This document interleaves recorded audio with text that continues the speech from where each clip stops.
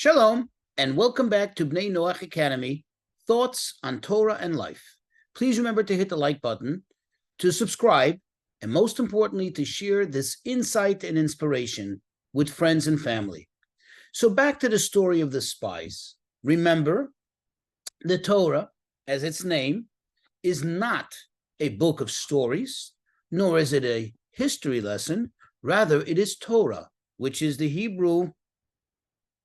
The etymology of that word, the Hebrew word, is hora'ah, which means directive, lesson, instruction.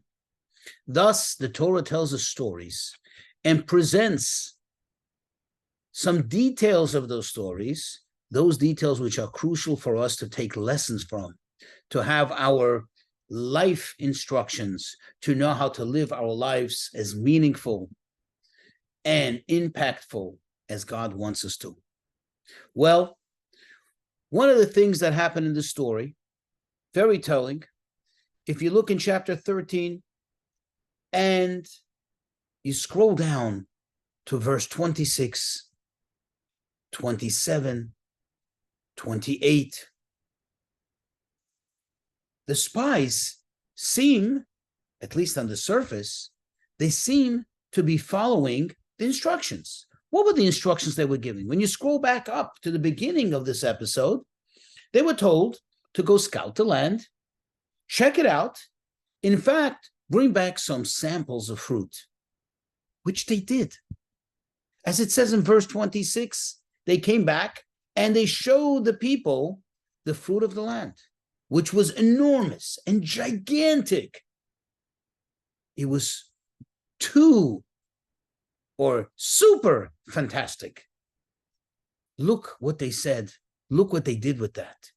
In verse 27, they came back to Moshe and they tell him, we came to the land, and indeed, it's a land that's flowing with milk and honey. An amazing place. Super amazing. And look, here's the fruit. Then in verse 28 comes the but. However, this is beyond our capabilities. This is beyond, overwhelmingly beyond our abilities. Because if you look at this fruit, look how large the grapes are. Look how oversized the pomegranate and the fig sampling that we have here is. Can you imagine the people that eat this fruit? Can you imagine what they are like? That's beyond.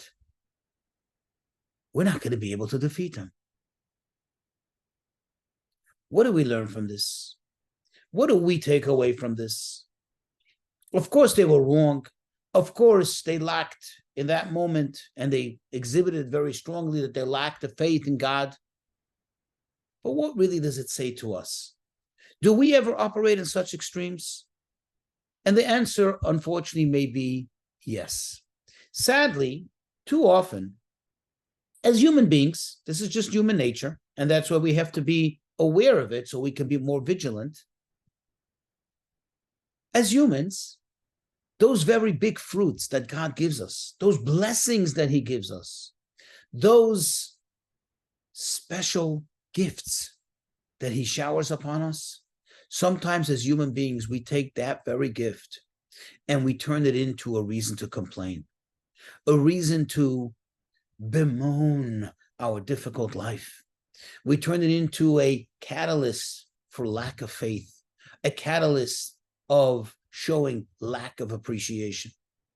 Think about the person who's complaining about the enormous water bill that he has to irrigate his entire beautiful garden. Oh, and the landscaper. Oh my gosh, it's so much money. And the pool costs and everything. But yes, you're living in a $5 million mansion. What does that mean? That means that God has blessed you with the ability to have this big, large estate. Thus, yes, there are extra costs. But if God was able to provide you that, certainly He'll provide you with the means, the ability to maintain this beautiful estate and to enjoy it. But no, human nature is not to look at the gift that we received, not to look at the big grape that we just received, or the big pomegranate, or that large fig, figuratively speaking, but rather to focus in on the challenge that comes with it, at the cost, and to complain about that. Well, the guy living under the bridge has nothing. Maybe his shopping cart or that one rucksack full of old, stinky clothing. Yeah, they have no landscaping bill, no pool bill, no electricity bill. You know why? Because they have nothing. So take that in consideration. When God gives us the big fruits, we have to say thank you and appreciate it and show our appreciation. Make sure that that's what comes out of our lips. That's what's heard from us.